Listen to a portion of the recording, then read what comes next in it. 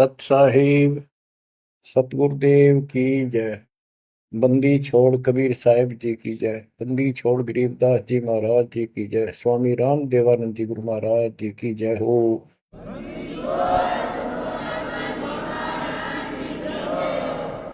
सर्व संतों की जय, सर्व भक्तों की जय, धर्मी पुरुषों की जय। श्री काशी धाम की जय, श्री सुडानी धाम की जय, श्री क्रोथा धाम की जय, श्री बरवाड़ा धाम की जय। सत साहिब परमपिता परमात्मा कबीर परमेश्वर जी हमारे पिता हैं, हमारी माता हैं, हमारे सच्चे बंधु भाई हैं, सच्चे सखा मित्र हैं, सच्चे दोस्त हैं। ये हमारा धन है, ये हमारी पूंजी है। इसको भूलकर हमने असंग जन्म इस काल के लोक में बहुत दुख उठा लिए। ये प्रत्येक युग में आते हैं और हमें समझाने की चेष्टा करते हैं, तुम इस लोक के वासी नहीं हो, ये लोक अच्छा नहीं है। इस पृथ्वी के ऊपर प्रत्येक व्यक्ति देखता है सुखी नहीं है। हम एक दूसरे को सुखी मान रहे हैं कि वो सुखी है, वो सुखी है, वो सुखी है। 24 घंटे टेंशन में रहता है यहाँ प्राणी। टेंशन हो, काइंड ऑफ टेंशन कुछ भी हो सकती है, पर सुख नाम की चीज नहीं। लेकिन हम अभ्यस्त हो गए और मजबूर हो गए। अब हम करें तो करें क्या, पता नहीं था। फिर भी हमारी आत्मा ये मानती थी कि कोई शक्ति है जो सुखी करती है, दुख दूर करती है। परमात्मा के लिए हम जगह जगह जाते रहे, जाते हैं अभी। कोई मंदिर में, कोई मस्जिद में, कोई गुरुद्वारे में, कोई पहाड़ों पर, किसी धाम स्थान तीर्थ पर। किस लिए जाते हैं? सुख प्राप्ति के लिए जाते हैं। भगवान मिले और सुख दे, धन दे। धन पे दो रोटी तो चाहिए, लेकिन जिस तरीके से हम आज तक ये वस्तु की आशा करते रहे, इन वस्तुओं की, ये 7 जन्म नहीं मिल सकते। गीता अध्याय 18 श्लोक 62 में यही बताया है कि अर्जुन तुम सर्वभाव से उस परमेश्वर की शरण में जाओ, उसकी कृपा से ही तू परम शांति को और सनातन परम धाम को प्राप्त होगा। सनातन परम धाम शाश्वतम स्थानम, यानी अविनाशी लोक, अमर लोक, सत्य लोक को प्राप्त होगा, जहां पर परम शांति है। यहां भी सुखी होगा, परलोक भी तेरा सुख में होगा। बच्चों, दुखालय बताइयो, गीता अध्याय 8 श्लोक 15 में स्पष्ट किया है कि इस दुखालय, दुख के घर, इस पृथ्वी लोक 21 ब्रह्मांड से निकलने के लिए पूर्ण संत की आवश्यकता पड़ती है। आपको कति क्लियर कर रखा है कि कबीर साहब के अतिरिक्त या उनकी प्यारी आत्मा संत जन जो उनसे रूबरू हुए, उनका साक्षात्कार जिन्होंने सतलोक में किया, और तथा मेरे पूज्य गुरुदेव जी के अतिरिक्त कोई भी सतगुरु पृथ्वी पर नहीं रहा। और उनकी कदर नहीं करी जिन्होंने हमारे कोई सच्चा ज्ञान, सच्चा भगवान बताने की चेष्टा की। क्योंकि हमें विश्वास नहीं हो रहा था कि ये जो बात कह रहे हैं ये गीता वेद पुराणों में नहीं है। ये हमारे को मिसगाइड किया हुआ था, भ्रमित कर रखा था। क्योंकि हम जिनको विद्वान समझा करते थे, संस्कृत बोलते थे धारावाहिक, तो हम उनसे इतने प्रभावित थे कि भगवान को भी रिजेक्ट कर दिया 600 साल पहले जो आए थे। उनकी बातों को सुनकर कि ये अनपढ़ है, अशिक्षित है, और जो ये बातें कह रहा है बेप्रमाणित है, कोई शास्त्रों में नहीं, कोई वेदों में नहीं। और वो सब देख लेते थे ब्राह्मण लोग, पंडित, ब्राह्मण कोई जाति से लिंक नहीं है यहाँ पर। ब्राह्मण उसको कहते हैं जो भगवान से परिचित है। हम इनको परमात्मा से परिचित मानते थे, इसलिए इनको पंडित कहा जाता था, ब्राह्मण कहा जाता था।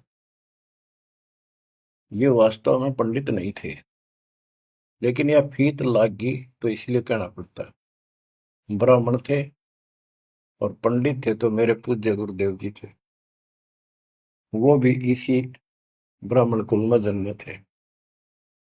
तो कहने का तात्पर्य ये है दास का, वो खुद भी आकर यूं कहा करते थे, मैं भगवान हूं भाई, सारी सृष्टि का रचने वाला हूं।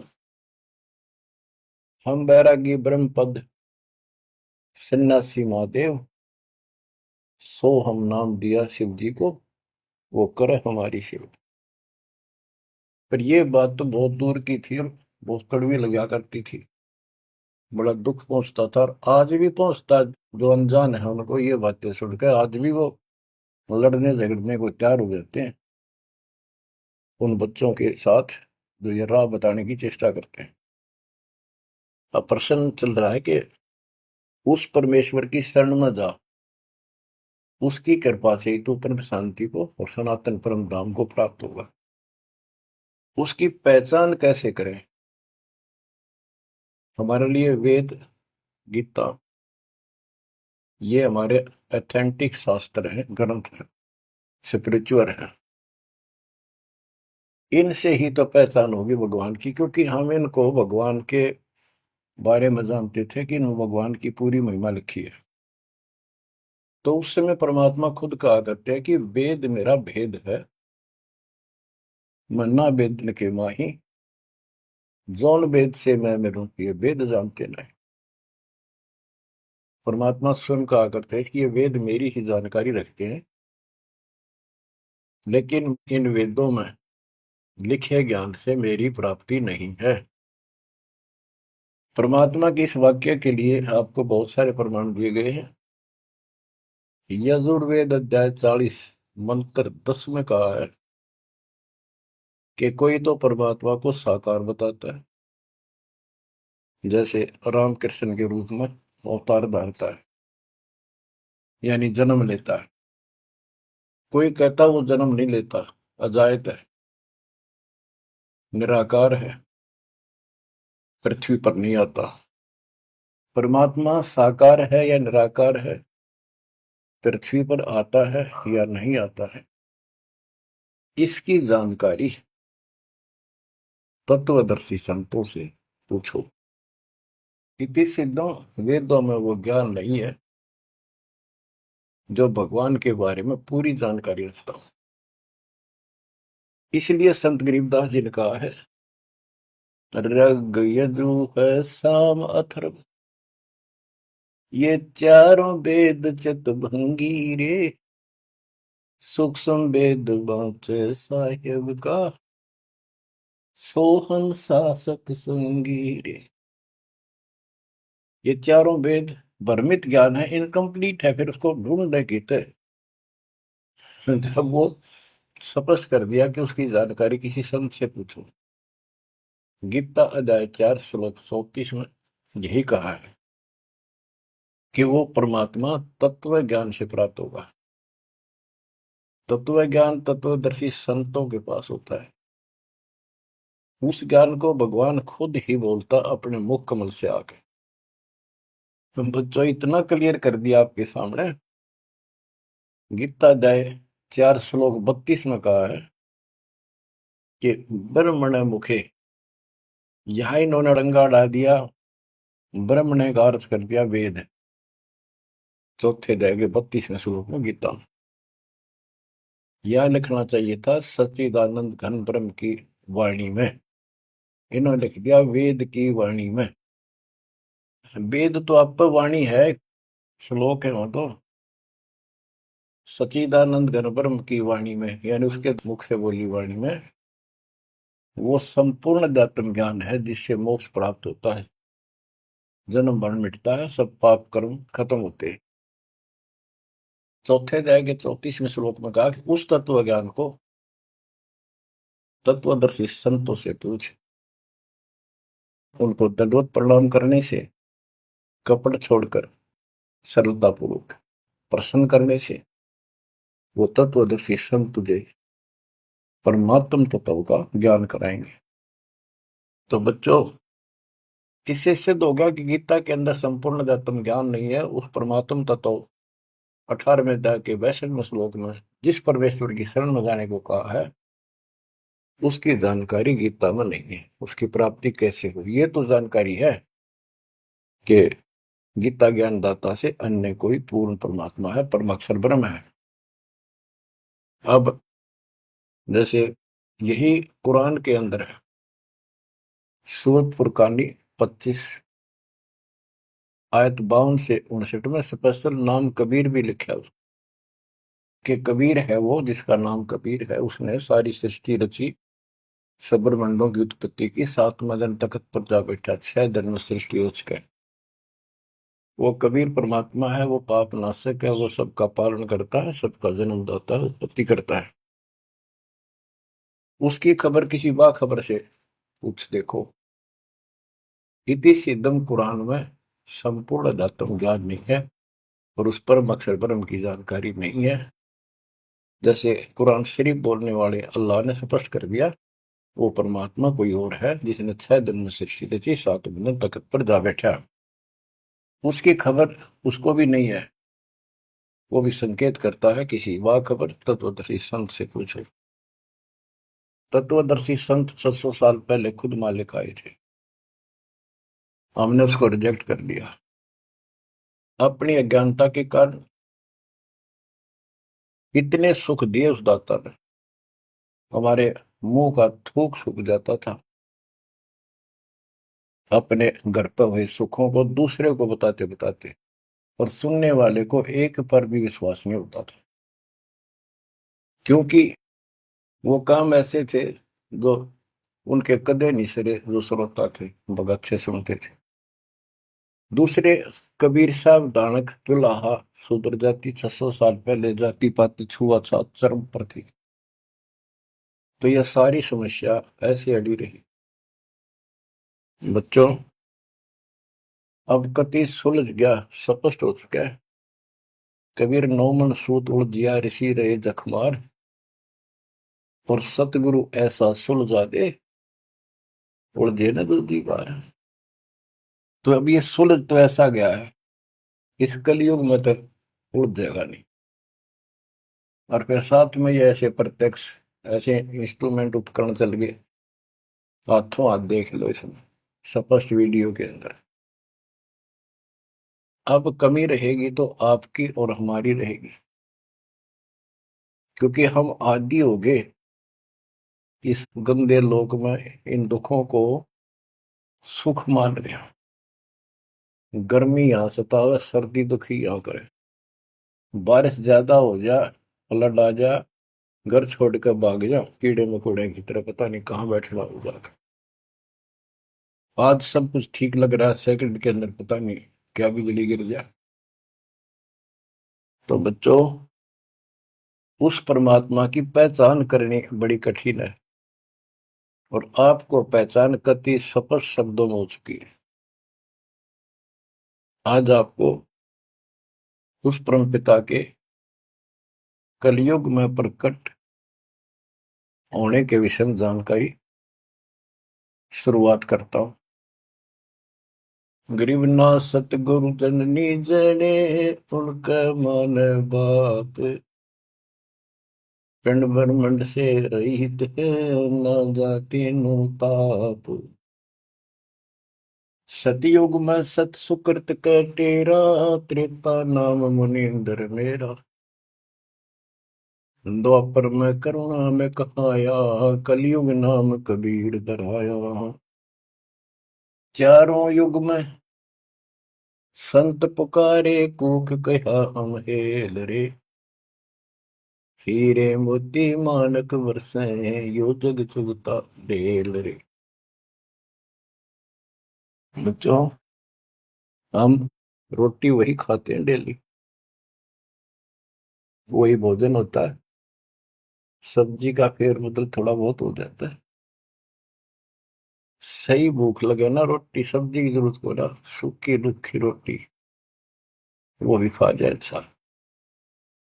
और जिस दिन वो खाना खाने में रुचि होती है, ऐसे लगता है कि ये तो सुबह भी यही था, शाम ने भी यही है। ये नखरे तब होते हैं तब उसके शरीर में कोई रोग निकट है, उसको कोई रोग घेरने वाला है। तो उसका इलाज है, कहते कबीर पिछले पाप से हरि चर्चा ना भावे, और जैसे जबर के वेगते भूख विदा हो जाए। तो इसी प्रकार जिनको ये लगे कि ये बहुत बार सुननी पड़ी, रोटी रोज खाते हैं, सुबह भी दोपहर भी शाम भी, अगर रुचि है उनमें, तो स्वस्थ हो, नहीं तो अस्वस्थ हो गए। अस्वस्थ व्यक्ति को रोटी भी कड़वी लगती है, लेकिन उससे भी कड़वी गोली खानी पड़ेगी, तब वो रोग कटेगा। तो इसलिए परमात्मा की चर्चा जितनी बार सुनो, वो उमंग न्यारी होनी चाहिए, और कल्पनाएं उस बालक के चरणों में जानी चाहिए। वो किस लिए आता है? वो आपका बाप है, वो आपका जनक है, वो आपकी माँ है। माँ बाप तो न्यारे न्यारे दुखी हुआ करे अपने बच्चों के लिए। वो एकला ही माँ के दुख में भी और पिता के रूप में भी वो एकला दुखी हुआ है। और आप इस गंदे लोक में आके इतने रच गए, इस पाप ने भी, इस दुख ने घसीटना उचित समझते हो, क्योंकि आपको पता नहीं कि सुख क्या चीज होती है। 21 ब्रह्मांड में सुख नाम की चीज नहीं है, इसलिए उसकी तुलना करें किससे? अब आपका भी दोष नहीं। जो आदमी असंख्य जन्मों से इस नरक में पड़ा है, वो हैबिचुअल हो जाता है, इतना ही सब कुछ है। और सबको देख रहा है, ऐसे ही मर रहे हैं, ऐसे जी रहे हैं, कोई जी रहा, कोई मर रहा, कोई बात नहीं, वो मर गए, हम तो ठीक हैं। खे दे गाड़ी ले जानी बराबर गए, और एक्सीडेंट में दो बगरा पड़ा होता है। एक बार दुख साथ होता है, भाई क्या होगा बेचारों का, और हम चल स्पीड में हमने जल दिया है। तो ये बस की बात नहीं, ये तो ऐसे चलेगा, ना कोई रुक सकता है, क्योंकि हमारे को ऐसे सेट कर रखा है कि हम ना तो काम बिना रह सकते, और अब ज्ञान हो गया हम राम बिना भी नहीं रह सकते। तो संसारिक चोचों भी चलेगी, और इस समय हमने भक्ति भी करनी पड़ेगी। चूचू के बारे में बताऊं आपको, एक दरोगा जी पुराने समय में ये घोड़ों पर चला करते थे। किसी कामवश थाने से दूसरे गांव में जा रहा था, भयंकर गर्मी थी, प्यास लगी घोड़े को भी खुद को भी। एक किसान रेट चलाता था, रेट से पानी निकालते थे, और उसमें शोर बहुत होता था, और उसमें एक लंबी सी चैन होती थी, लोहे की बनी हुई, नीचे तक जाती थी। पानी भी सैकड़ों फुट नीचा होता था। उसके बाल्टियां फिक्स होती थी चैन पे, और वो जब एक और टाइट उसमें बैल चलता था, वो घुमाता था, तब वो ऊपर पानी आता था, नीचे खाली बाल्टी जाती थी। तो नीचे से पानी आ रहा था, तो बाल्टियां शोर करती हैं, और उसमें वो लकड़ के लठ गाड़े जाते थे उस चैन को सपोर्ट देने के लिए, उस पुली को। तो उसमें चर्र चू की आवाज निकलती रहती थी उन कलपुर्जों से। ऐसे देसी सा जुगाड़ होता था। तो दरोगा जी को प्यास लग रही थी, घोड़ी भी प्यासी में रहती, पानी देख कर दोनों उधर आए। और पानी जो नाले में जा रहा था, जहाँ खेत में प्रवेश कर रहा था, बालू रेत होता था उसमें, और पानी साथ साथ खेत में फैलता रहता था। और 5 मिनट भी पानी आना बंद हो जाता, पानी वो जमीन पी जाती थी। पानी चल रहा था, रेट चल रहा था, पानी निकल रहा था, तो पानी उस नाले में भरा था, कच्चे नाले होते थे। तो दरोगा जी निकट आया, पानी चल रहा था, तो चू चू की आवाज से चर चू चर चू चल रहा था। वह घोड़ी पे तक कै दूर बाज गई। थानेदार बोला, इस चू चू को बंद कर, मेरी घोड़ी डरती है। किसान ने डरते न रेट थाम के रोक दिया। वह चू चू तो बंद होगी, साथ पानी भी। जमीन पीगी तेन वाए। दुर्गा बोला, पानी निकाल। किसान ने फिर रेट चला दिया, और रेट चलने का जब तो पानी आओगा। वो फिर चू चू चू हुई, घोड़ी फिर भागी। ऊपर दरोगा, उसने फिर कहा, चू चू बंद कर। उन्हें चू चू बंद कर दी, और रेट रोक दिया। उन्हीं के टा इतना खेत पानी पी गया जमीन। किसान बोला, दरोगा जी, इस चू चू में पी गए तो पी गए ना, दोनों मरोगे। इसमें पीना पड़ेगा, और कोई विकल्प नहीं आ पाए। 8 किलोमीटर तक कोई पानी का व्यवस्था नहीं, ऐसे चू चू वाले पाओगे सारे रेट। तो बच्चों, इस 21 ब्रह्मांड में या चू चू बनी रहेगी। ये हो गया, वो हो गया, यू काम रह गया, फलाना रह गया। वो न बोला, मैंने बोला, या चू चू चलने जाएगी। पर इस समय पी जाओ मुंह टेक कर, तो जान बचेगी। तो बच्चों, अपने समर्थ को पहचान लो, आपका दृढ़ विश्वास हो जाएगा, तब कुर्बान होगे, वैसे नहीं बह जाता। सतयुग में सत सुकृत के टेरा, त्रेता नाम मुनि धर मेरा।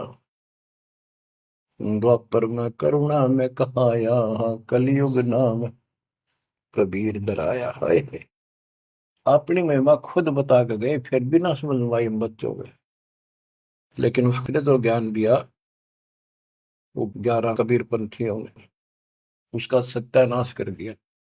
बहुत सी सच्चाई काट दी, फेंक दी, ग्रंथ छोड़ा नहीं ठीक से। फिर भी सच्चाई बहुत कुछ दबी रही, उनके समझ में ना आई या के है, वह छोड़ी। इसकी पूर्ति अपने बेटे गरीबदास जी द्वारा, अपनी प्यारी आत्मा सूरवीर के द्वारा करवाई। सतलोक ले गए। कबीर साहब कहते हैं, जो देखेगा धाम को सो जानेगा बुझ। गरीबदास, तो से कहूं सुन गायत्री कुछ, ये गुप्त रहस्य बता देता हूं। जो मुझे सतलोक में देख लेगा, वो मानेगा कबीरी जगोट। और चाहे किससे अगर शर पटक लियो, कोई नहीं माने। तो आप शिक्षित किए दाता, ताकि मेरे बच्चे पहचान ले अपने लाल को, अपने पिता को। संत गरीबदास जी ने कलम तोड़ में मंगा रखी है। एक एक वाणी सत्य कति आंखों देखी लिख रखी।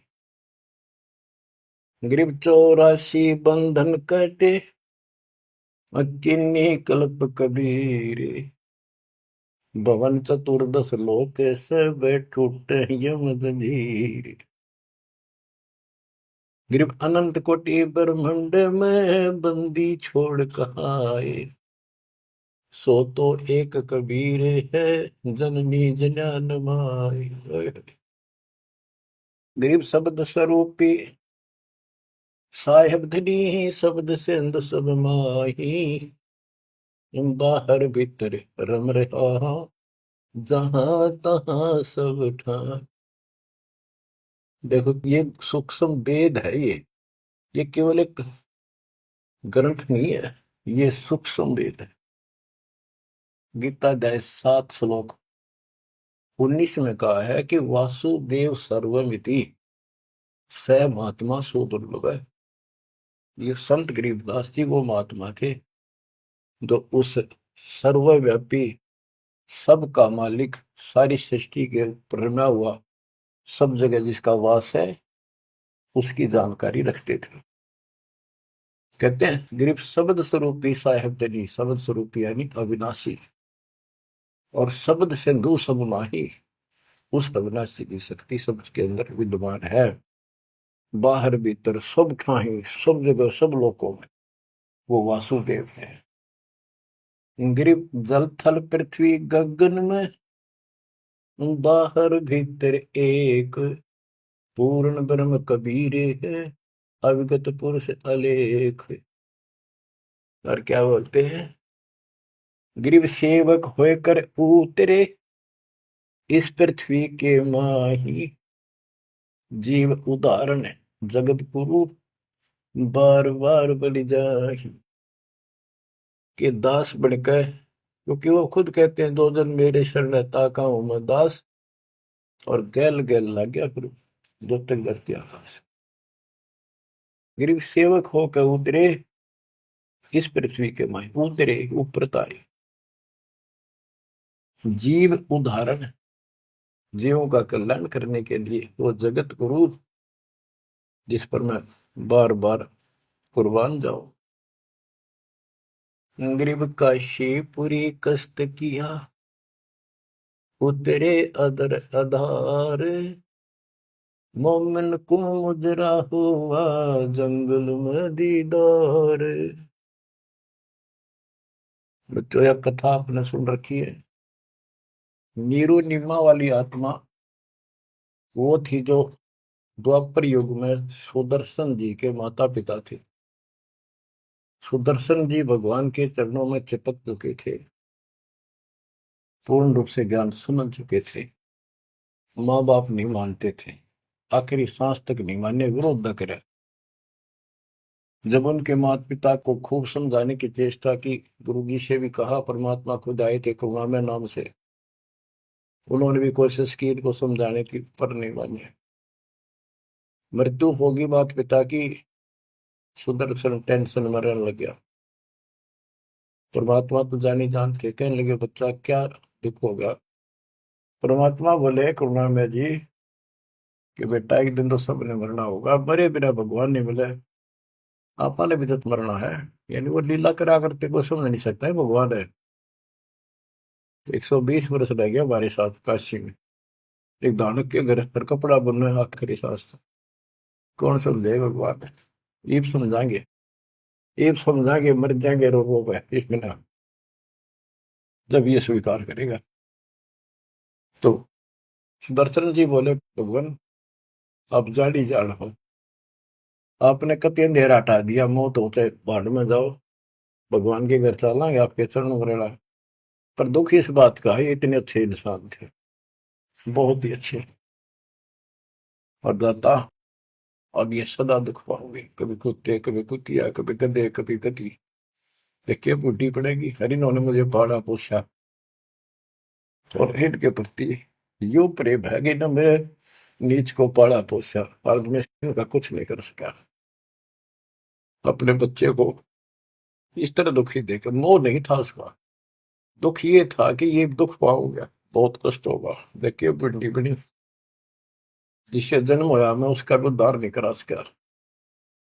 तो कोई न कोई काट तांट लावे है, अड़ंगा डावे है, क्या करे, ना मान माँ बाप के लाके मर्यादा।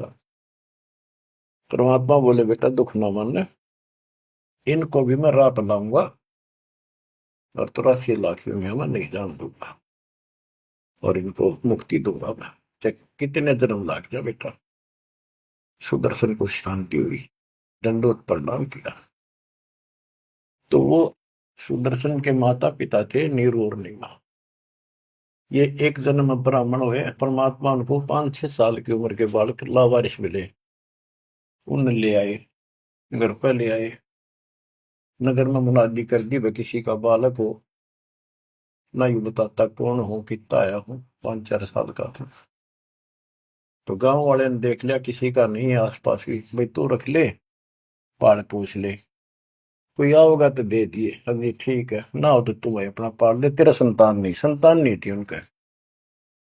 परमात्मा एक 2 साल रहे, उनको समझाया करते भक्ति कर लो, भगवान बिना कुछ नहीं है, 2 दिन का जीवन है, ये ब्रह्मा विष्णु महेश परमात्मा नहीं है।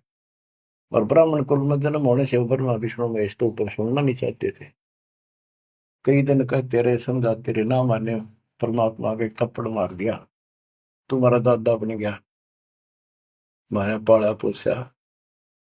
परमात्मा अंतर ध्यान हो गए, अब कोई नहीं माने, खोपड़ी घूम रही है इनकी। अगले जन्म में फिर ये ब्राह्मण हुए, गौरी शंकर सरस्वती इनका नाम था। पहले इनकी मरोड़ तोड़ी जाता ने, देख सोचल छिद्र मैं करूं अपने जन के काज, नक्ष पूजो मार दो मन नरसिंह दर के साथ। नरसिंह बता कोई जीव जानवर नहीं, आदमी नहीं, ईसा बन गए, कहते मैं इसे भी काम कर दिया। तो बच्चों जैसे नित्यानंद जी ब्राह्मण थे, तहसीलदार थे, वो भी खुद कहते ब्राह्मण कुल में जन्म था, मैं करता बहुत मरोड़े, गुरु गुमानी दास ने दिया को बदगढ़ तोड़े। ये गौरी शंकर और सरस्वती नाम के दो पवित्र आत्मा थी, ब्राह्मण थे, निस्वार्थ प्रचार करते थे शिव जी भगवान का, शिव पुराण की कथा करते थे। आप पे कोई दे जाता, उसमें निर्वाह चलता था, और कोई कर्मकांडी नहीं थे ये, न किसी को मिसगाइड करते थे। इनकी महिमा ज्यादा होगी, दूसरे स्वार्थी पंडित इनसे नफरत करने लगे, ईर्षा करते थे। मुसलमानों को पता लग गया कि सबसे ज्यादा धर्म प्रचार यू कर रहा है नीरू, यानी गौरी शंकर, और सारे ब्राह्मणी से खिलाफ है। तो उन्होंने जबरदस्ती जाके एक दिन 5-10 मस्टंडा ने उसके घर पे अपने मुसलमानों का जूठा पानी छिड़क दिया, उसके मुंह में डाल दिया, और आसपास के लोगों को आवाज लगा दी, भाई कैसे आ रहे हो तुम, भाइयों गौरी शंकर मुसलमान बन गया। वो मुसलमानों ने बाहर खड़े हो गए, मुंह आवाज लगा दी। वो देखे भाई इतने मुसलमान आ रहे हैं, बैठे हैं, और उसको साथ बैठ के, तो वो तो चाहे थे, सब ने इसको जाति से निकाल दिया, धर्म से निकाल दिया, कोई बात नहीं करेगा, इसको निकट नहीं आने देगा, इसको गंगा जी में स्नान नहीं करने देंगे, जो कम वक्त है, दीन भ्रष्ट हो गया इसका। और गौरी शंकर के समझ में नहीं आ रही, मैंने कुछ करा नहीं ना, मुसलमान बनया, अब कहाँ जावे, सब बन गया मुसलमान। अब 2 रोटी का धंधा था, वो बंद हो गया प्रचार का। तो उसने फिर कपड़े बुनने का काम शुरू कर दिया, इसमें कुछ नहीं लगता, जंगल से लकड़ी काट लाए, 5-4 लठाई की जरूरत होती थी, उसमें गाड़ के और कपड़ा उसमें टांग के, वो छोटे बड़े रास्ते छोड़ी होते हैं वो ले आए, कपड़ा बुनने का काम कर दिया। संतान फिर भी नहीं दी जाता। बच्चों, अब अगर आपने भगवान पाना है, भगवान के घर जाना है, इस गंदे नरक से निकलना है, तो सारी बात जो दास बताओ न, अमल करियो। देखो संतान है अच्छी बात है, अगर आप भी और संतान भी भक्ति नहीं करती तो एक अन्य के नहीं, आप भक्ति करते हो और आपकी संतान भी मार्ग पकड़ गई, नो प्रॉब्लम। लेकिन इसमें कोई शक नहीं, शंका नहीं, एक लेवा एक देवा दो तुम, कोई किसी का पिता नहीं। ये हार्ड एंड फास्ट रूल है, और ये कति यूनिवर्सल ट्रूथ है, ये आपका कोई नहीं है। आज मृत्यु हो जाएगी, कल बाप तक कितना गधा बनेगा, माँ बनेगी कितना अच्छे कर्म मान मनुष्य हो जाएगी, तो दूसरी जगह स्त्री पैदा हो जाएगी, वही वाला पति गधा बन कर घूम रहा है, बेटा पता नहीं कहाँ पशु बनेगा, बेटी पता नहीं कहाँ। ये शरीर छूटता जागा, न्यारे न्यारे सपने में भी नहीं मिल सकते तुम आपस में, कदे ईर्ष्या के चिपटे बैठे हो, हाँ खोल लो। अब आप परमात्मा के ऑपरेशन थिएटर के अंदर हो, अब उसको पता है कैसे ट्रीटमेंट आपका करना होगा, अगर करवाना है तो। यही तो भूल गिर रखी है, यू मेरा परिवार मेरा, रिश्तेदार मेरा। ठीक है, ये अस्थायी जुगाड़ को भी निभाना पड़ेगा, इससे दूर नहीं भाग सकते। क्यों, एक लेवा एक देवा दो तुम, लेन देन करना पड़ेगा, और हम समर्थ की शरण में आ जाएंगे तो इस लेन देन को बहुत हल्का कर देगा, अपने कोटे तो पूरे कर देगा।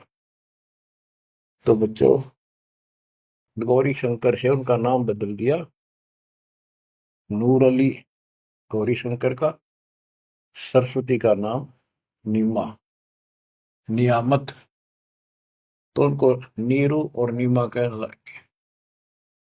उनका संतान नहीं दी दाता ने, वो नहीं चाहते थे कि ये फंसे फिर दोबारा इस नरक में। ना संतान देने में क्या दिक्कत आओ थी उनके, बाएं हाथ का खेल है।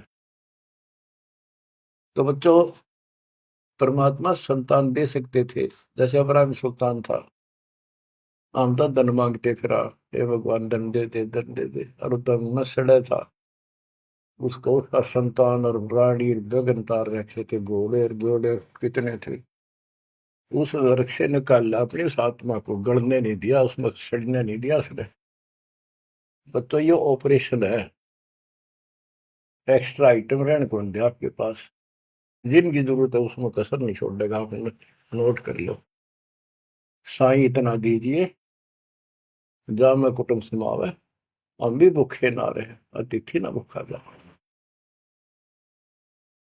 अब जिनका संतान नहीं है ना बच्चों, संसार तो कुछ भी कहे, पर दास कहे उसको ऊपर अमल कर लो। उन्होंने लगातार कई जीवन भगवान के संपर्क में आते रहे, पार बेशक ना हुए, पर मर्यादा घड़ी गजब की रखी उन्होंने। किसी का मारा नहीं, ना किसी का रखा, ना किसी को तंग किया, यानी लेन देन बढ़ाया को नहीं, अपना पल्ला बोझ कर जीवन जिए। आज वो आत्मा मालिक की शरण में आ गए, तो अब वो संतान मांगेंगे तो भगवान ना दे, क्योंकि उनका संस्कार खत्म हो चुका है। वो क्यों फंसा होगा इस अपने बच्चे सड़ंगे में? उनका तो अगला कदम सतलोक में है। देखो बहुत जबरदस्त काम है, समझो इस बात को। संतान बुरी नहीं, यदि भक्ति पर लग जाती। अब किसी का लड़की लड़की है, लड़का नहीं। लड़कियां का वहम कहाँ से पैदा हुआ? इन पैदा कर रखा था इन नकलियों में, कि बेटा ना होया था के जी ना है।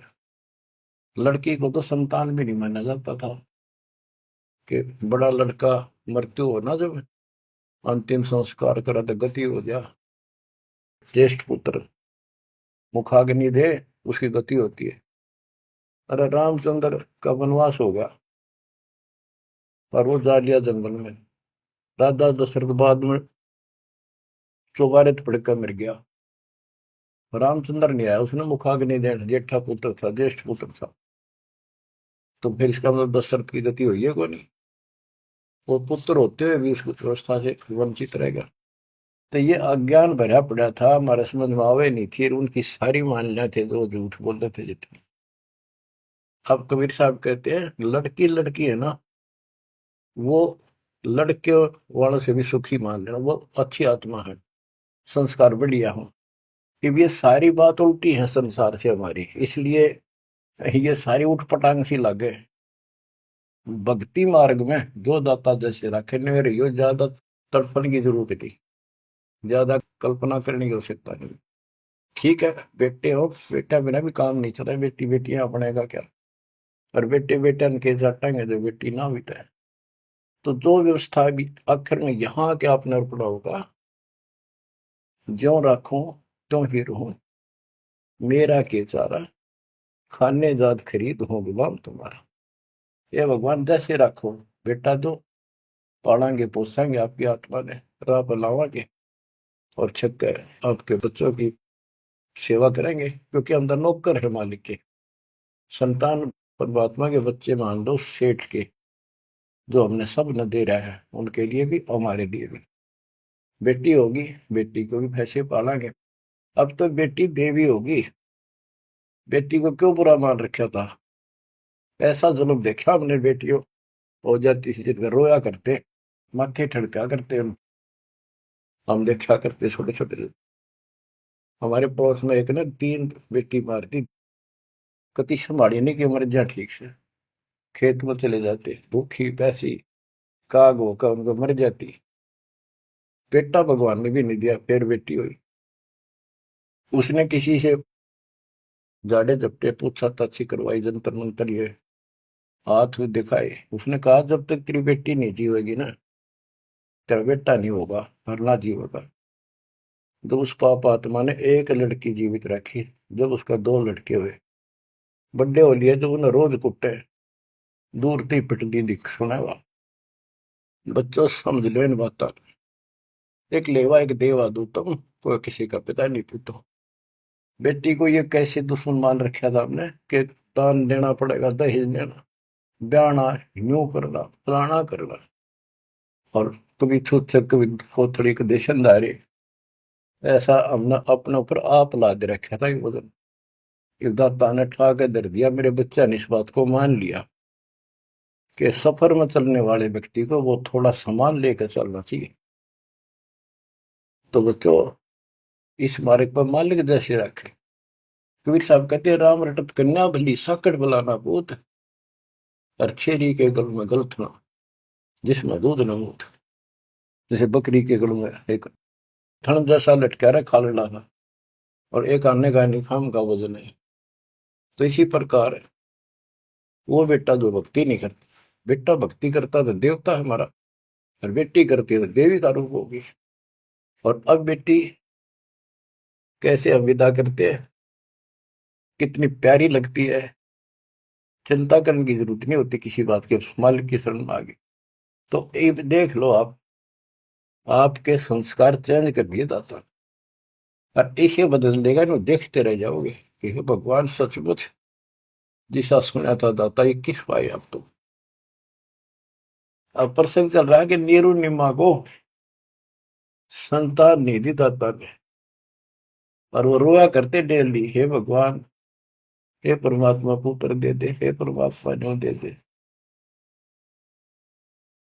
अब बच्चों, अपने वचन के पक्के दाता, कि दो दिन मेरी शरण है, ताका हूं मैं दास, और गेल गेल ला गया करो जब तक धरती आकाश। अपने उसी नियम के आधार पर वो परम पिता उस नीरू नीमा को फिर से मिलने के लिए आए। अब नीरू नीमा का गंगा में स्नान करना बंद कर दिया, गंगा घाट पे, मुसलमान होने के नाते। तो वो एक गंगा का जल लहरों के द्वारा उछल के एक तालाब का रूप हो रहा था, तो उसमें स्नान करने जाया करते। वो लहर तारा सरोवर नाम से प्रसिद्ध था। आसपास सुंदर सुहावना पेड़ पेड़ उगे हुए थे, बहुत सुंदर व्यवस्था थी, प्राकृतिक दृश्य बहुत सुंदर था। प्रतिदिन स्नान करने वहां जाया करते। वो सोन के कुटिया से 2-3 किलोमीटर दूर था, सैर भी हो जाती, नहा के अपना। वो फिर भी शंकर भगवान को याद रखते थे। बेशक लोग दिखावा अल्लाह अकबर करे चंदे नमाज करते थे, पर हृदय में जगह उनकी थी शंकर भगवान की। इसी रूटीन में वो जा रहे थे, और पहले दिन रिश्तेदार आए, यानी पास पड़ोस में किसी के। तो उन्होंने पूछा, नहीं माँ को बालक को नहीं, कई साल हो गए, एक बालक तो चाहिए था, एक लड़का तो चाहिए था। लड़की ना मांगा करते हम, लड़का एक तो होना चाहिए, बुढ़ापे का सहारा हो जाए, न हो जाए। यानी वही से इंजेक्शन लागी, उसका भूल सी पड़ी थी, फिर याद आ गई, सारी रात रोई, हे भगवान एक बच्चा दे देते, हे भगवान एक जातक दे दो, हमारा गुजारा हो जाए, लोग ताने मारे हैं। और ना तो नो करते करते स्नान के लिए चल पड़े। और रोती है जा रही है, कहती जा। नीरू नीमा से कहने लगा कि नीमा क्यों अपनी आंख खराब करती है रो रो के, इतनी उम्र बीत की, भगवान ने संतान देनी होती तो दे ही देते, हमारी किस्मत में नहीं है। आंखें भी खो बैठेगी, कोई सहारा है नहीं बुढ़ापे का। लेकिन वो रोते रहते जैसे भी तालाब पर पहुंच गए। उधर से परमात्मा सतलोक से चलकर आए, एक शिशु रूप धारण किया। उसी सरोवर में, लहर तारा सरोवर तालाब में, कमल के फूल पर आकर विराजमान हो गए। इस घटना के प्रत्यक्ष दृष्टा ऋषि अष्टानंद जी, जो वहां के प्रसिद्ध स्वामी रामानंद जी, ब्राह्मण पंडित वेदाचार्य के शिष्य थे, वो प्रतिदिन स्नान करने वो भी जाया करते थे। वो दूसरी साइड में बैठते थे, एकांत स्थान में, स्नान करके उसी तालाब में। प्राकृतिक सौंदर्य ज्यादा था, शांति थी, वह अपना ध्यान लगाने की चेष्टा करने लगे। इतने में आकाश से कोई प्रकाश आया, गोला सा आया। उसने देखा तो उसकी आंखें चुंधी आ गई, देख नहीं सकी। आंखें बंद हुई तो उसमें एक बालक दिखा, नवजात शिशु। जैसे हम सूर्य की तरफ देखते हैं तो देख नहीं सकते, जब हम आंखें बंद करते हैं तो उसमें एक गोला सा दिखा, नीले के रंग का, कभी पीला हो जाएगा फिर लास्ट में। वो सूर्य का आकार दिखा, प्रकाश रहित। दोबारा आंखें खोल लिए, दिखने लगा हुआ तो वो देखते देखते प्रकाश लहर तारा तालाब के दूसरी साइड में कोने में समाप्त हो गया। अष्टानंद जी ने सोचा तेरी भक्ति का कोई चमत्कार है। वो तो उसका समाधान कराने के लिए चले गए अपने गुरु जी के पास। गुरु जी से प्रश्न किया कि हे गुरुदेव, आज मैंने समाधि लगाने की चेष्टा कर रहा था, ध्यान लगाने की, ऐसे लीला देखी, ऊपर से एक प्रकाश का गोला आया, आंखें सहन नहीं कर पाई, मैंने आंखें बंद की तो एक बच्चा दिखा उसमें, बालक लड़का। ये क्या लीला थी? मेरी कोई भक्ति की उपलब्धि है या कोई भ्रम है? रामानंद जी को जैसा ज्ञान था बता दिया, बेटा ना तेरी भक्ति की उपलब्धि, ना ही कोई भ्रम। ऐसी लीला भगवान करता है जब ऊपर के लोक से नीचे आता, स्वर्ग से, और किसी माँ के यहाँ गर्भ में जन्म लेगा, फिर अपना जो निर्धारित कार्य करने आता है उसको पूरा करता है, वो करेगा। ये काशी में किसी के यहाँ जन्म लेगा, जीव का उद्धार करेगा। अष्टानंद शांत हुआ, रामानंद अपना काम लग गया। ब्रह्म मुहूर्त होता है सुबह सुबह का, 1.5 घंटा पहले सूर्य उदय से, और वो सुबह का अंधेरा बहुत जल्दी भाग गया करे। अंधेरा बहुत दिखेगा, थोड़ी देर में रोशनी, फिर रोशनी, फिर कति क्लियर सा हो जाता है। तो नीमा पहले स्नान करने गया, जाग बड़ा करती नहाती थी, नीमा स्नान करके बाहर आई और नीरू स्नान करने के लिए प्रवेश किया उस तालाब में, नहावा था मलमल के। तो नीमा जो कपड़ा बांध कर नहाई थी, कपड़े बदलने के बाद उसको धोने के लिए फिर पुनः किनारे पर गई, तो थोड़ी सी दूरी पर एक बच्चा दिखा कमल के फूल पर हाथ पर मारता हुआ। नीरू से कहा, देखियो जी एक बालक है कमल के फूल पर डूब गएगा, बचाइए बचाइए इसमें। नीरू ने ध्यान नहीं दिया, गया तो मेंटल होली कती, कहने लगा तू पागल हो चुकी है, कितनी समझा ली, मान जा। कितने पानी में बालक दिखने लग गए, हे भगवान, तो भी पागल होगी, कैसे संभालूंगा तेरे को? वह कहने लगी सच्ची बात है, देखो तो एक बार देखो। बहुत जोर से बोली, जिधर संकेत करे थी हाथ का, देखा तो सचमुच एक बालक कमल के फूल पे, आओ देखे न ताओ देखी, फटाफट उससे कमल को उठा लिया, फूल समेत उठा लिया उसको। ओहो, और नीमा को दे दिया कि ले जा। सच में तो डूब जाता। और नीमा, ओए होए, बच्चों, बहन बेटी का, औरत का, किसी का भी बालक उसने प्यारा बहुत लग गया करे, क्योंकि उसको पता है माँ है वह, और है ना तो बनने वाली है। बच्चों का विशेष लगा होता, किसी का भी विशेषता है परमात्मा की दी हुई, और उसके पास तो मालिक उस बालक के रूप में भगवान, जिसका नाम ले लिखा शरण शरण हुआ हमारे शरीर में, शरण शरण। आंसू आ जाते हैं प्यार में कि धन्य हो बहन, धन्य हो नीमा और नीरू, जिसकी गोद में वो असंग ब्रह्मांड का मालिक स्वयं आ गया।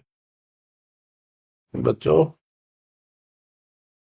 ध्यान दो इन बातों के ऊपर, वो कैसे कष्ट उठा रहा है, कैसे हमारे लिए बेइज्जत हो रहा है। जैसे इब्राहिम सुल्तान के वहां जाकर एक बंदी नौकरानी बन गया, उसकी चारपाई बिछाई, बिस्तर लगाया, और उसने उसका 3 कोरडे मारे। उसको अकल ठिकाना करने गए थे कि मैं एक घड़ी इनसे जहां पर सोई ताते मेरा यो हाल होई, तो सो अजर सुराता तेरा के हाल विदाता। चक्कर आएगा उस वक्त को, खान साहब को। तो बच्चे हमारे लिए इतना कष्ट पा रही है, देखी ताके पड़े पानी में, और कित वहां जो लाए के घर जा खाना ना पीना टाइम पर ढंग का नहीं। तो वो हमारे को से कितना प्यार करता है। हम इतने निकम्मे हो गए, इसने वहां भी छोड़ आए और अब भी इसका ठोकर मारा। इसकी इस उपकार का भी हम कोई ऐसा नहीं मानते। गरीबदास जी कहते, काशीपुरी कष्ट किया उतरे अदर अदारे, मोमिन को मुजरा हुआ जंगल में दीदार। गरीब कोटि किरण शशि भानु सोधा, आसन अदर विमान, पर सतपूर्ण ब्रह्म को शीतल पिंड और प्राण। जब नीरू ने उठाया तो उसकी भी एकदम शांति हुई, और उधर से निमानंद में गोद में लिया। कहते एकदम ऐसा खुशी हुई, परम शांति इसी के पास मिलती है। पर सतपूर्ण ब्रह्म को छूते ही शीतल पिंड और प्राण।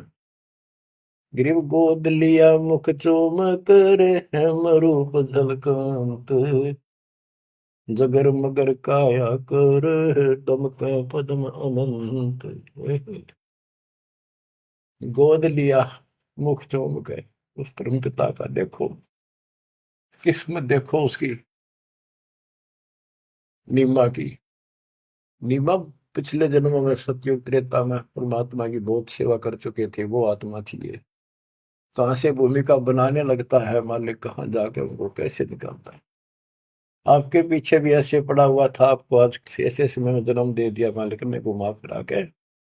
अब आप समझदार बना दिए, उपकरण दे दिए, घर बैठे मालिक की चर्चा, और कैसे ध्यान से कैसे आनंद ले रहे हो।